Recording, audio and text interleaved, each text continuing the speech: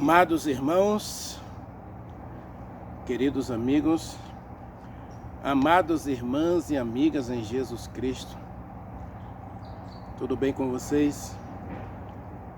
Que a graça maravilhosa de Jesus Cristo, o grande amor de Deus e a doce comunhão do Espírito Santo esteja com você e com toda a tua família. Amados, estamos vivendo um momento muito crítico da história deste mundo. Mas ao mesmo tempo, se você analisar do ponto de vista da Bíblia e do grande conflito entre o bem e o mal, você vai perceber que tudo está se dirigindo, ou tudo está sendo dirigido de acordo com o projeto de Deus. As nações vão se unir, povos vão se reunir e vão se levantar contra a vontade de Deus. Isso é certeza. Você não pode duvidar disto. Nestes dias finais, haverá apenas dois lados. Ninguém estará em cima do muro. Todos terão tomado posição do lado de Deus e da verdade, ou do lado do inimigo e da mentira. Haverá uma confederação do mal para tornar a mentira verdade e tornar a verdade mentira. E isso aí todo mundo já conhece como ecumenismo, nova era, como você quiser chamar. A verdade é que essa nova era, esse ecumenismo, ele cumpre a vontade de Deus, cumpre a profecia bíblica e mostra que Deus é o verdadeiro dono da história e que ele nunca perdeu uma batalha, ele nunca perdeu uma guerra.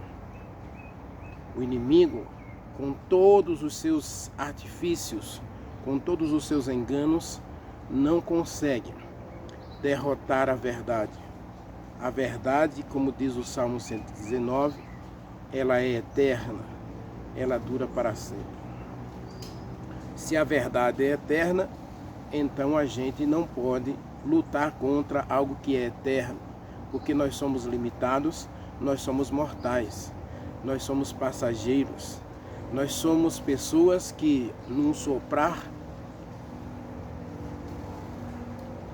de vento, um respirar, no abrir e fechar de olhos, desaparecemos, deixamos de existir. Mas a verdade de Deus diz, Isaías 40, versículo 8, dura para todo sempre. O Salmo 40, versículo 8 também, Isaías 40, versículo 8, diz que a palavra do Senhor dura para sempre. E o Salmo 119 diz que a verdade de Deus, ela permanece para sempre. Ela é eterna, como o próprio Deus. Meu querido, minha querida, eu agradeço a você que assiste meus vídeos, você que tem me seguido no meu canal, você que tem feito a sua inscrição, compartilhado meus vídeos, deixado o seu like e feito o seu comentário. Eu agradeço a todos vocês. Continue fazendo isso para promover os nossos vídeos, para promover o nosso canal. Deus é contigo. Vamos orar?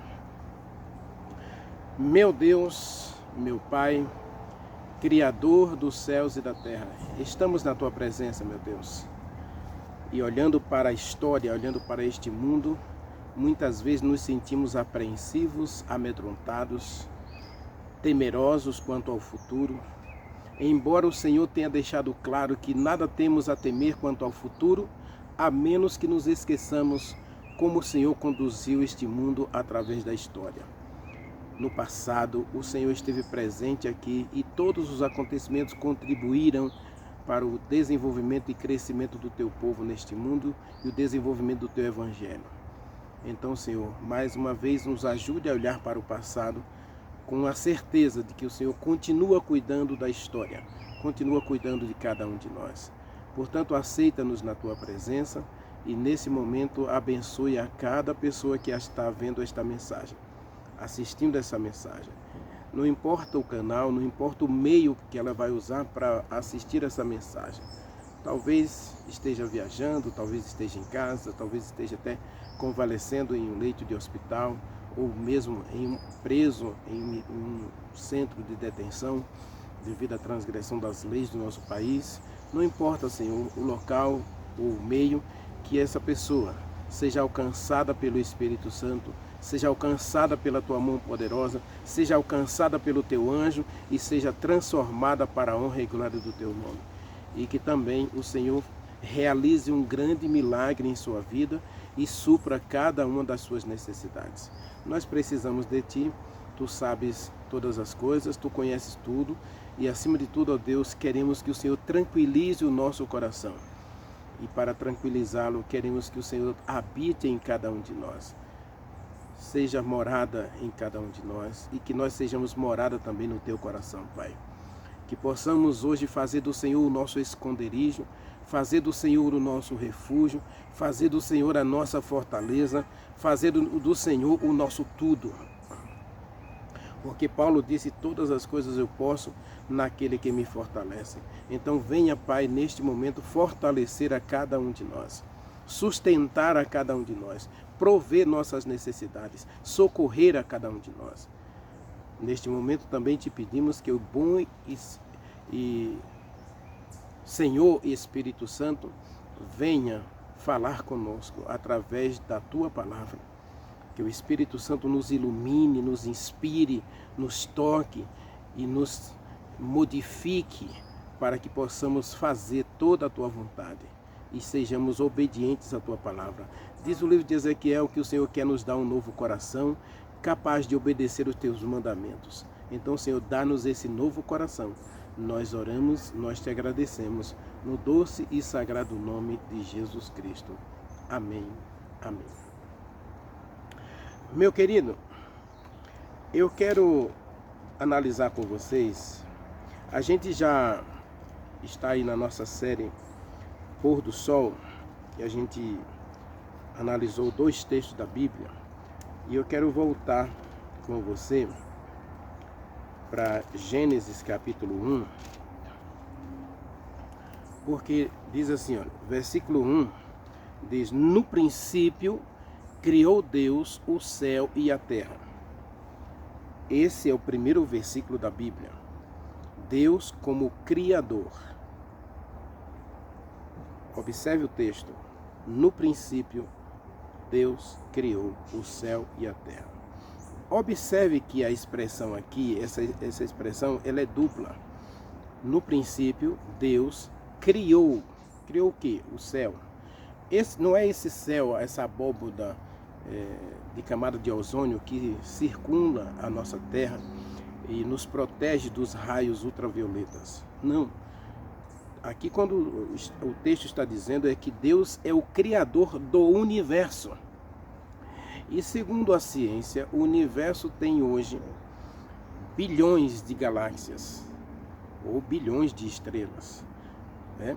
Então cada estrela representa um planeta, pode representar uma galáxia. O Sol, por exemplo, é uma estrela de 5ª grandeza. Então o nosso planeta, ou nossa galáxia, é regida pelo Sol. Nós temos aí 9 planetas circulando ao redor do Sol. E a Terra, dos 9 planetas da nossa galáxia, é o único a ter habitantes. Porque devido ao pecado, Deus não pôde povoar os outros planetas.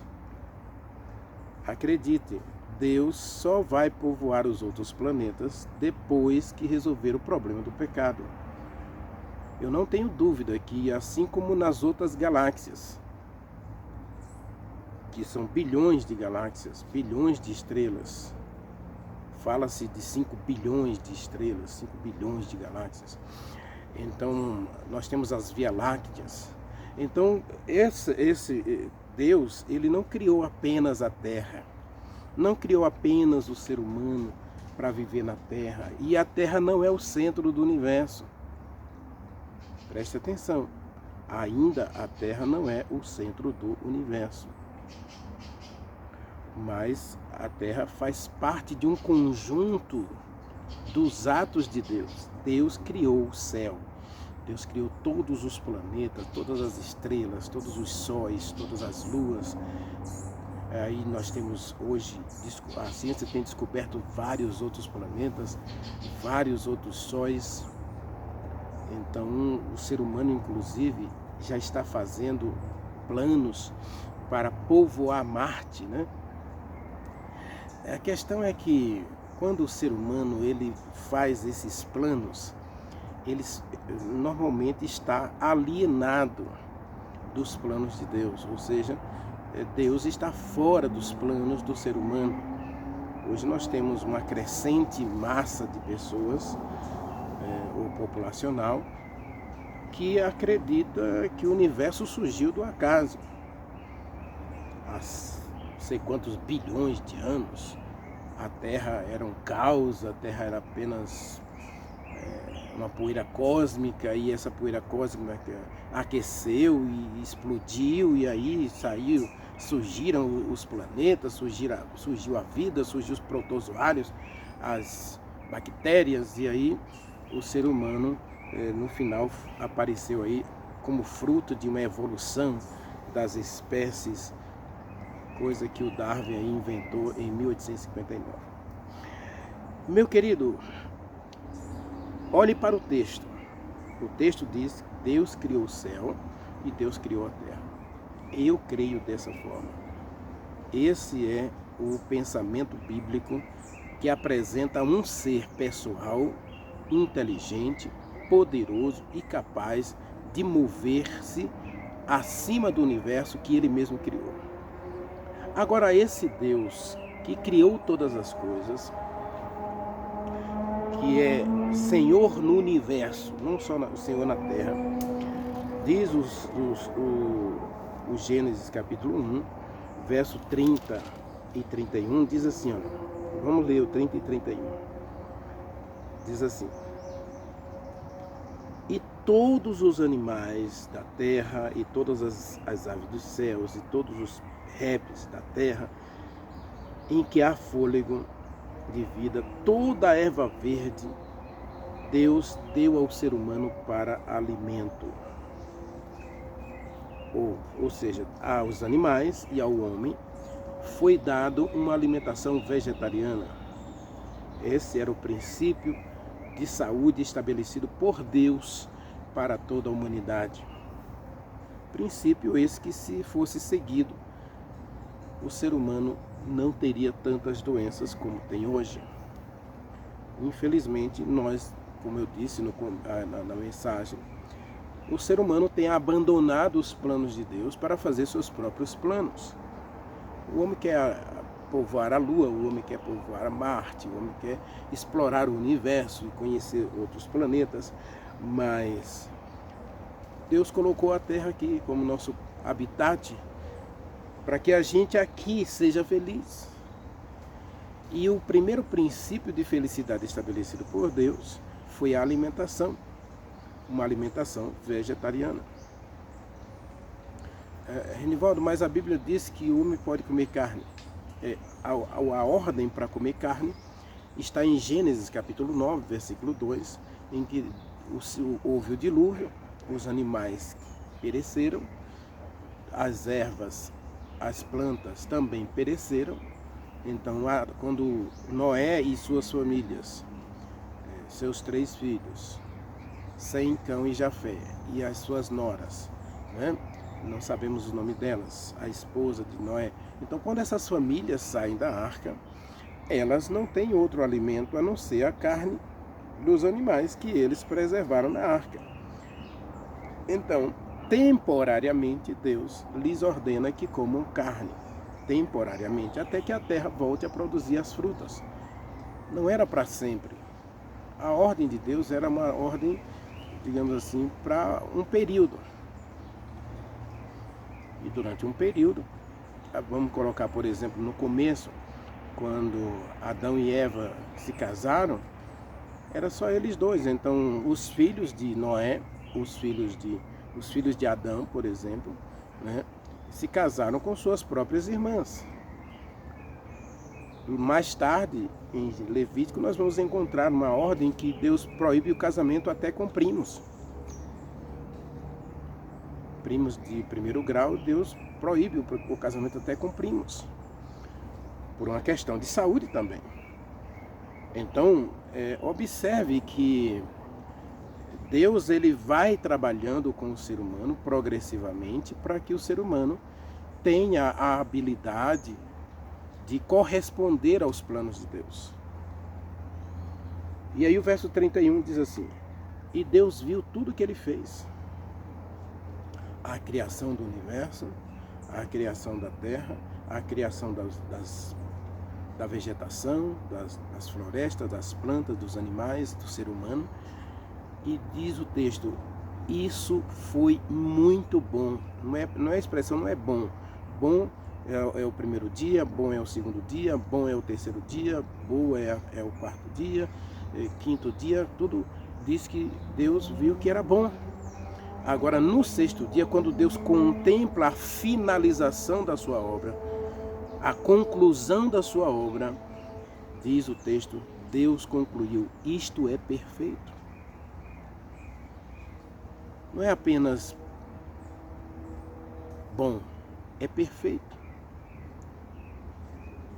E dentro desse perfeito, nós encontramos o sábado. Porque observe aí o versículo 31, diz assim, e viu Deus que tudo que ele havia feito no céu, na terra, no mar, tudo ele havia feito era perfeito. E foi a tarde e amanhã o sexto dia. Opa, então Deus não fez nada, nenhuma obra no sábado? Não. Não há registro bíblico de que Deus tenha feito qualquer atividade criativa no dia de sábado, a não ser a criação do próprio sábado. A criação do sábado é uma obra exclusiva de Deus, sem nenhuma atividade criativa, porque nesse dia Deus reservou para a contemplação da sua obra criada. É no sétimo dia da semana que Deus agora para tudo o que ele fez, o que ele estava fazendo, para contemplar o que ele já havia feito. E ao contemplar o que ele havia feito, é que ele vai dizer do sábado. Observe 2, versículo 3, diz assim, e abençoou Deus o dia de sábado. Aí a sua versão vai dizer o sétimo dia também. E abençoou Deus o sétimo dia, abençoou Deus o sábado, né? A gente vai aparecer, a palavra sábado vai aparecer já no mandamento da Bíblia, né? E antes do mandamento do quarto mandamento de Êxodo 20, em Êxodo capítulo 16, a partir do verso 20, Deus dá nome ao sétimo dia. A gente vai ler já, para a gente analisar um pouquinho a questão aí do verso 30, que a gente vai estender uma questão aí relacionada à obediência à palavra de Deus. Obediência à palavra de Deus. Observe aí, verso 3, e abençoou Deus o dia de sábado, ou o sétimo dia, e o santificou, porque ele descansou nesse dia de todas as obras que ele havia feito. Então, o grande Deus, o Criador do universo, para no sétimo dia, e no sétimo dia da semana, ele agora contempla toda a sua criação. E ao contemplar a criação, ele agora vai separar um desses dias. Ele vai tornar esse dia exclusivo. O que é uma coisa exclusiva? É uma coisa que pertence a algo ou a alguém.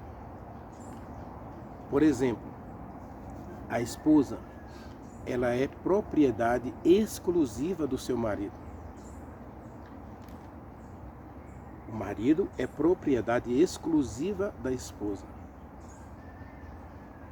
É algo que não tem brechas para um terceiro. Por que Deus condena tenazmente o adultério? Porque é uma quebra de relacionamento vinculado a duas pessoas. E quando Deus estabeleceu o casamento, Gênesis 2, 24 e 25, Deus estabeleceu que os dois se tornem uma só pessoa. Então, quando entra uma brecha, ou quando entra um terceiro elemento nesse casamento, ele deixa de ser único. A poligamia é condenada na Bíblia desde a primeira página. Desde o primeiro casamento, a poligamia foi estabelecida pelo ser humano posteriormente ao pecado. E Deus jamais aprovou a poligamia ou o casamento aberto. Jamais. Aí diz o texto, Deus abençoou o sábado, Deus santificou o sábado, porque ele descansou.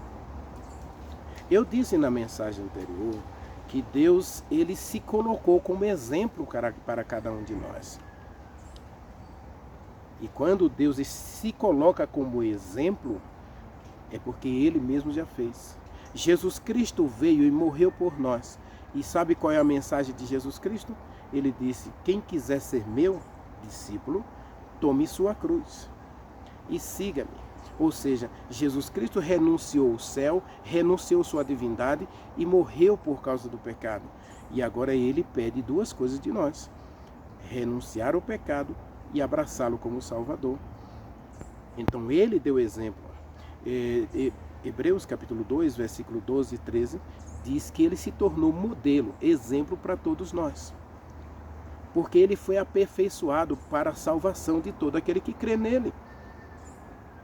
Então o próprio Deus nos dá o exemplo, o grande Criador do universo, para em um dia e torna esse dia especial, torna esse dia exclusivo e profere uma bênção especial, como a gente viu na mensagem anterior. Agora vamos para Êxodo capítulo 16, porque eu falei que Deus nomeou o sábado.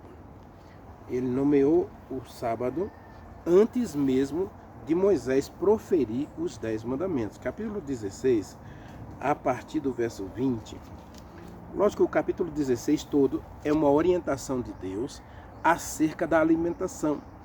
Observe que aqui, quando Deus tira o povo do Egito, mais uma vez, Deus quer levar o povo de volta ao regime alimentar estabelecido no Éden. Não era a intenção de Deus que o povo comesse carne. Então Deus vai estabelecer o maná. Por que Deus então deu codornizes para eles depois? Observe que o povo chorou. O povo disse que o pão era ruim, que o pão era vil, que o pão era... Eles amaldiçoaram o pão. Diz o Salmo, se eu não estou enganado, o Salmo 79, que o povo chamou o pão de pão vil. É uma coisa assim ruim, desagradável, né? Uma coisa nojenta.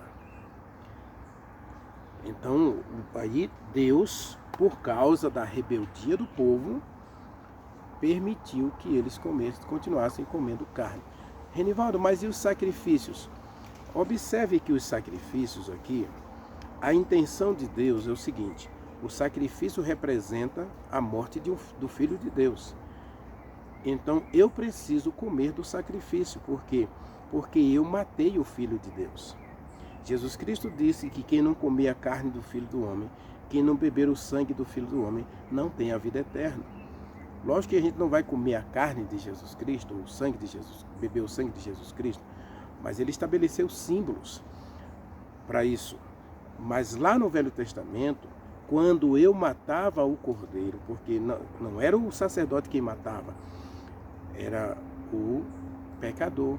O sacerdote segurava o cordeiro, o pecador colocava sua mão esquerda sobre a cabeça do cordeiro, ou o pescoço, né, segurando a cabeça, o pescoço do cordeiro, e ele, o pecador, passava a faca ou enfiava a faca no coração do Cordeiro. Eu matei Jesus Cristo com o meu pecado. E agora o sacerdote Jesus Cristo, ele faz a intercessão pelo pecador. Ele pega o sangue e esparge esse sangue sobre o pecador. Jesus Cristo aspergiu seu sangue para me purificar, para purificar você de todo o pecado. Êxodo 16, então, quando Deus tira os filhos de Israel do Egito, Deus quer combater a idolatria, Deus quer combater o estilo de vida errado que eles viviam no Egito, onde eles mesmos diziam que comiam alhos, peixes, comiam todas aquelas iguarias lá do Egito. Então Deus queria purificar seu povo através do regime alimentar também. Não só através da aliança com os mandamentos, da obediência aos mandamentos. E, inclusive, a alimentação também é mandamento, tá? Existem mandamentos sobre saúde. Leia Levítico 11, Levítico capítulo 11 e Deuteronômio capítulo 4 e 14. Você vai ver que existem orientações específicas acerca da alimentação para os filhos de Deus. Aí, a partir do versículo 20, capítulo 16, a partir do versículo 20,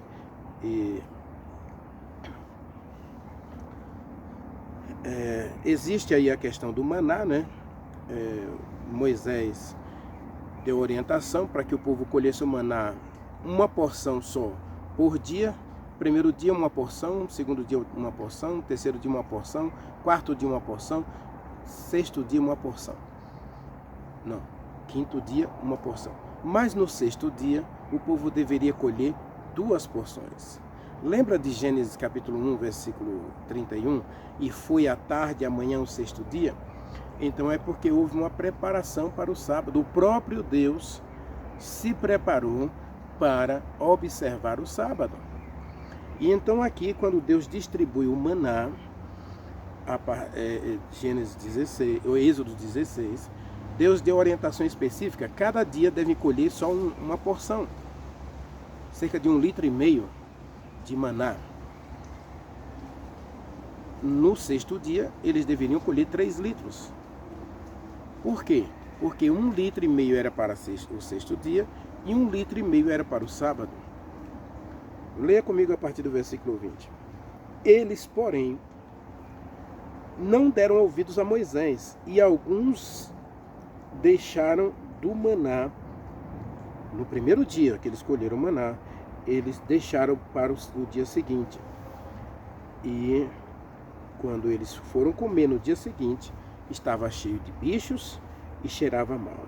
E Moisés, então, se irou contra eles e disse: colham apenas uma porção cada dia. Obedeçam a palavra de Deus. Obedeçam a palavra de Deus. Colham, pois, manhã após manhã, cada um de vocês, o que você pode comer num dia. Não deixe nada para amanhã. Porque em vindo o sol se derretia. Verso 22. Ao sexto dia, colheram o pão em dobro. Aí colheram 2 porções, ou 3 litros, cada um deles. Os principais da congregação vieram até Moisés e lhe disseram: o povo está colhendo mais do que uma porção por dia. E isso foi o que Deus ordenou, respondeu Moisés. Amanhã é repouso, amanhã é descanso, o santo sábado. Ou algumas versões vão dizer só sábado, tá bem? Mas na minha versão aqui está dizendo o santo sábado do Senhor. Então aqui o sábado recebe nome, o 7º dia recebe nome. Dia de repouso, dia de descanso e sábado. A palavra sábado já representa descanso, tá bom? Shabá, dia de descanso. Se o ser humano hoje observasse o Shabá conforme Deus estabeleceu, nós não teríamos tantas pessoas doentes psicossomaticamente. As doenças da mente, estresse, ansiedade, síndromes de pânico, síndromes do medo e tantas outras fobias são desenvolvidas por uma mente inquieta que não aprendeu a descansar. O ser humano, que hoje, segundo um grande escritor brasileiro, né, ele diz que o ser humano hoje vive a SPA, Síndrome do Pensamento Acelerado. E outros dizem que nós vivemos a geração da ansiedade, a geração da pressa, a geração do agora, a geração do momento, a geração líquida, em que tudo tem que ser para ontem. Então, quando Deus tira o povo do Egito, a primeira coisa que Deus faz é levar o povo a uma reforma completa, e essa reforma envolvia a alimentação e o estilo de vida. Acima de tudo, a reforma era um retorno à palavra de Deus, a obediência aos mandamentos de Deus. Então aqui, Êxodo capítulo 16, verso 22 e 23, Moisés vai dizer: vocês vão colher a porção, uma porção por dia, porque essa é a vontade de Deus. Mas no sexto dia, a vontade de Deus é que você colha 2 porções, porque uma porção é para o sexto dia, uma porção é para o sétimo dia, porque o sétimo dia é dia de descanso. Não vai cair maná, não vai chover maná no sábado. Vocês vão colher no sexto dia, e o sétimo dia vocês vão descansar. Vocês vão comer o que vocês colheram no sexto dia. Ou seja, vocês vão poder relaxar, descansar das fadigas da semana. O povo estava vagueando pelo deserto, não é vagueando, na verdade, jornadeando pelo deserto, porque eles saíram do Egito, estão em jornada para a terra de Canaã, e nessa caminhada caiu maná, 6 dias na semana caiu maná. Então eles saíam para colher o maná, colhiam o maná pela manhã, e agora iam cozinhar, assar no forno ou no borralho. Ali eles faziam suas comidas a partir do maná, aí juntava com as ervas, com as folhas silvestres que eles achavam por ali, para fazer sua refeição. E no dia seguinte era a mesma coisa, a mesma rotina. Mas no sétimo dia não vai chover maná. E o sétimo dia aqui recebe um nome, Shabá, ou dia de descanso. O dia de descanso estabelecido por Deus, para Deus, lá no Gênesis. Agora Moisés acrescenta uma palavrinha para esse dia. Ele não é apenas dia de descanso, ele é dia santo. Meu querido, minha querida, o único dia na Bíblia que recebe o nome de santo é o sábado. Êxodo 16, verso 23 diz: amanhã é repouso, é o Shabá, dia de descanso, o santo sábado do Senhor. 2 informações importantes aqui no texto. Primeira, é dia de descanso. Segundo, é dia santo do Senhor. É um dia santo, ou seja, ele é separado para Deus. Ele é exclusivo para Deus. O sábado estabelecido por Deus é exclusivo de Deus e para Deus, e todos nós deveríamos obedecer a esse mandamento.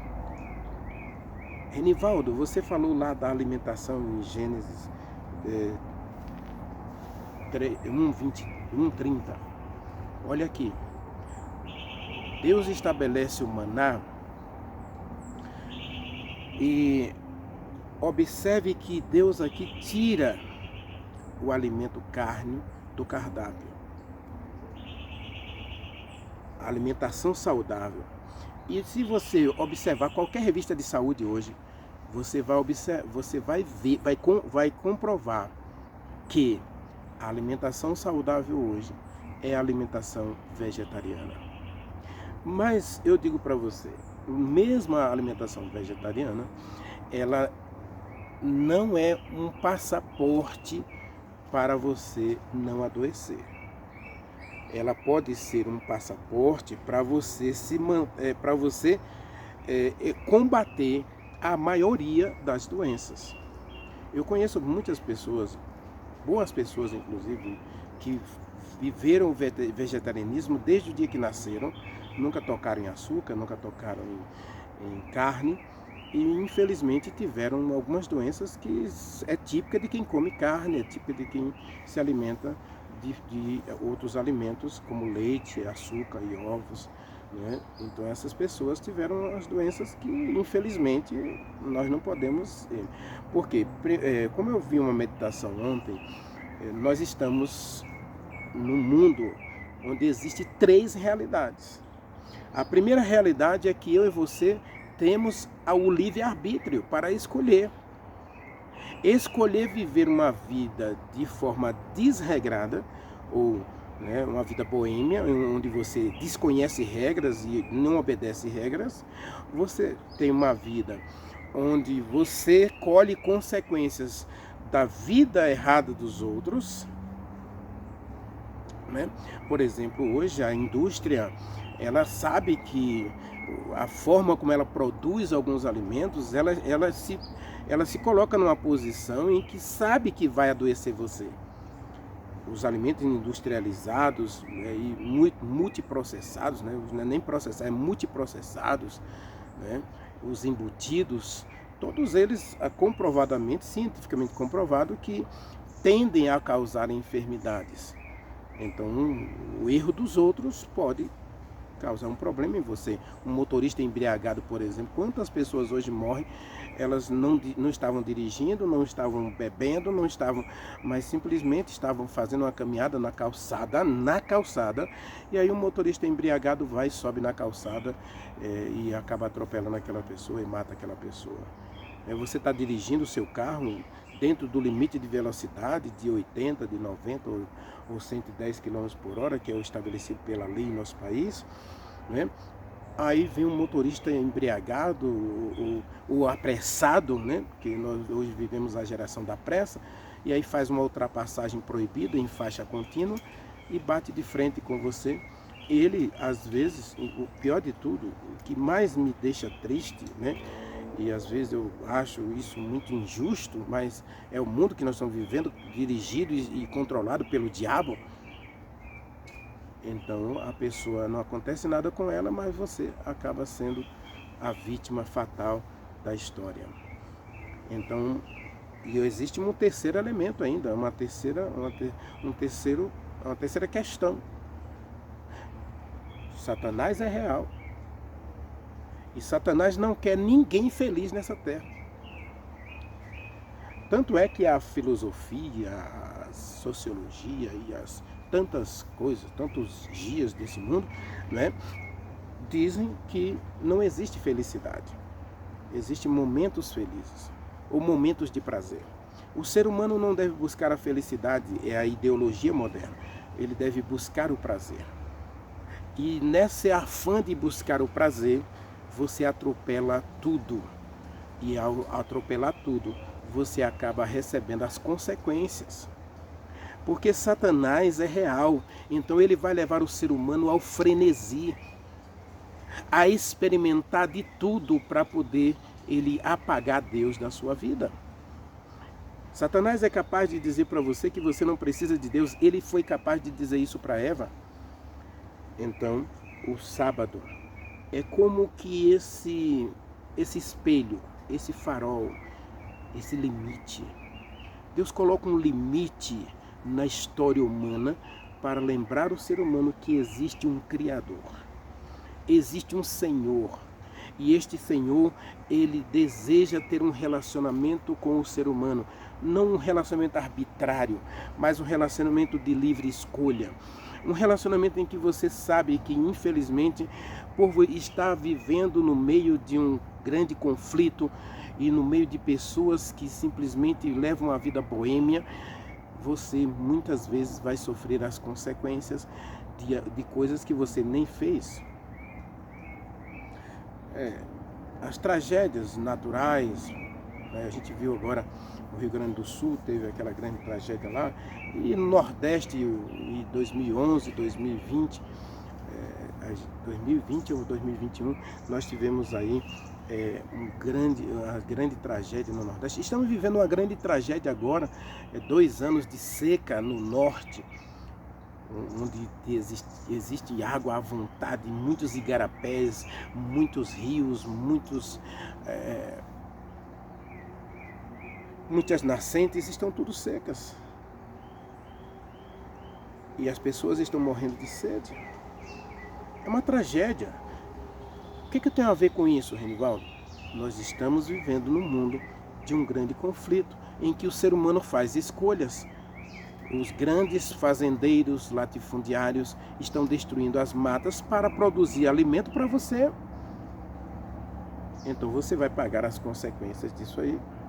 Então Deus coloca o sábado como um espelho, como um freio, para mostrar ao ser humano que ele é Deus, que ele é Senhor e que ele tem um dia exclusivo dele.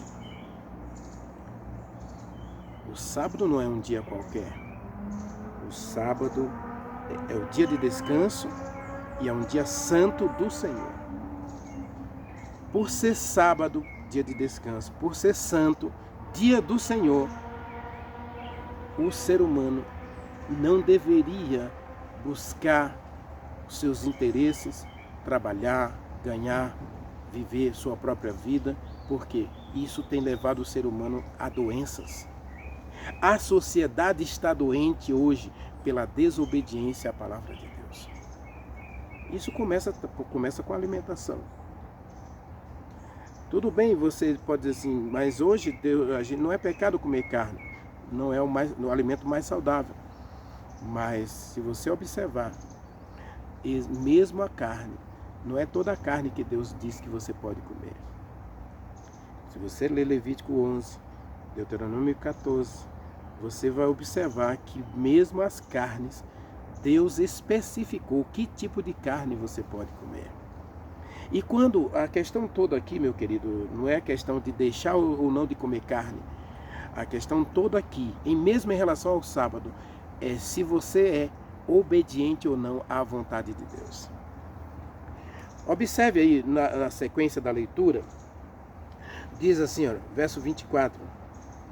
E guardaram para a manhã seguinte, e como Moisés ordenara, não cheirou mal, nem deu bicho. Né?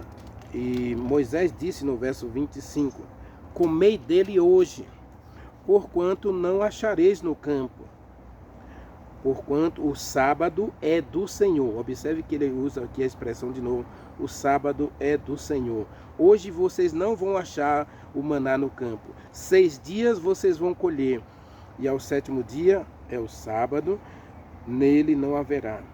Ao 7º dia, algumas pessoas, observe o verso 27, diz assim, ao 7º dia saíram alguns do povo para colher maná. A questão toda é o que, Renivaldo? A questão toda é obediência. A questão toda é crença. Você aceita ou não a palavra de Deus. No princípio criou Deus o céu e a terra. Pela palavra. Ele falou e tudo se fez. Ele ordenou e tudo passou a existir. E esse mesmo Deus agora ele dá uma ordem simples. Guardem o 7º dia da semana. Observem o 7º dia da semana. Descansem no 7º dia da semana. Para que você tenha saúde física, mental, espiritual, social, emocional. Descansem. Para que vocês sejam plenamente felizes. E Deus nos dá exemplo. E aqui diz que o povo recebeu a ordem de colher maná durante 6 dias.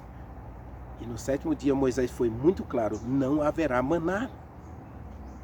Mas teimosamente, alguns saíram para colher maná no 7º dia. Eu vou conversar um pouquinho com você sobre esse texto, a continuação desse texto na próxima mensagem, mas a questão toda é hoje, meu querido. Eu quero fazer aqui um resumo da nossa história. Deus, o grande Criador do universo, criou a mim e a você. e deu a nós todos a capacidade de escolher, de viver, de agir de acordo com a vontade de Deus. Por que escolher? Porque Gênesis 2, verso 16, Deus disse: de todas as árvores do jardim, Adão e Eva, vocês podem comer livremente. De todas as árvores, inclusive da árvore do conhecimento do bem e do mal. Vocês podem comer livremente. Mas tem uma árvore aí que eu gostaria que vocês não comessem. Porque essa árvore vai ser um mandamento para vocês. Se você comer dessa árvore, você estará desobedecendo a minha palavra. E desobediência à minha palavra vai quebrar o nosso relacionamento. Vai causar um divórcio entre mim e vocês. Uma separação entre mim e vocês. E vocês vão morrer. Porque sem mim, vocês não conseguem viver. Satanás vai levar você a fazer escolhas completamente erradas. O agir, né? Vai levar você a agir completamente errado. E no final você vai colher a morte eterna. O salário do pecado é a morte. O salário da desobediência é a morte. Então Deus quer que você viva uma vida de obediência, uma vida que reflita o caráter e a vontade de Deus. Escolha. Vida.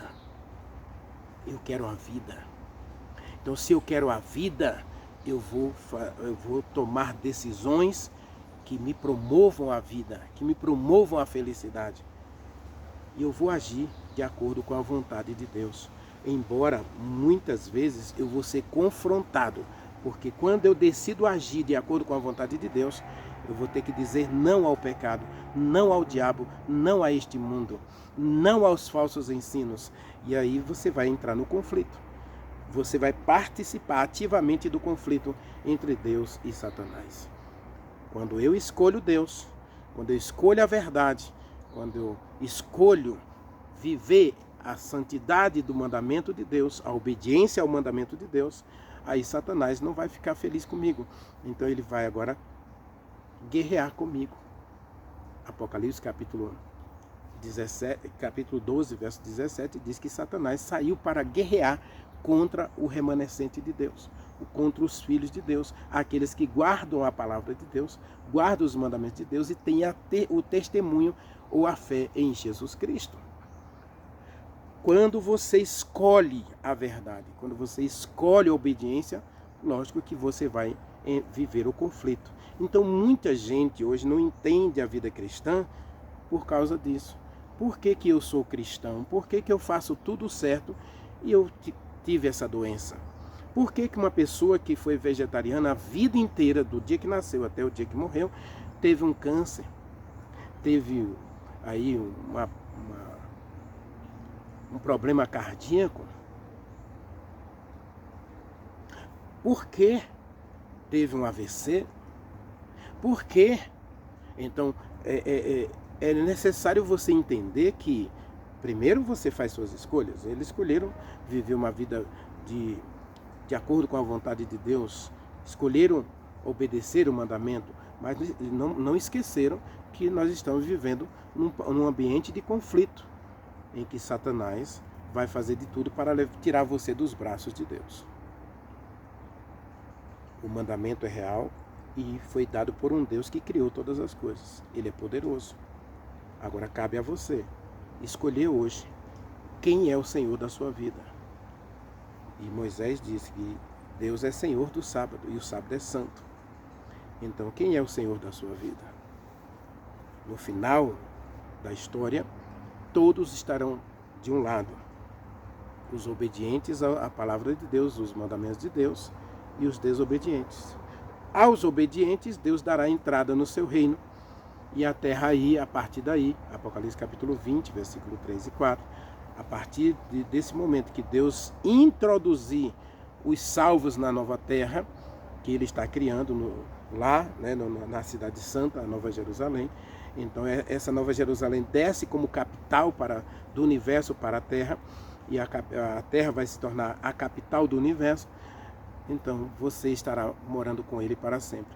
Quem estará morando com Deus para sempre? Aqueles que escolheram certo, aqueles que viveram certo e aqueles que venceram o conflito, mas não desobedeceram à palavra de Deus, ou venceram o conflito por se manter obedientes à palavra de Deus.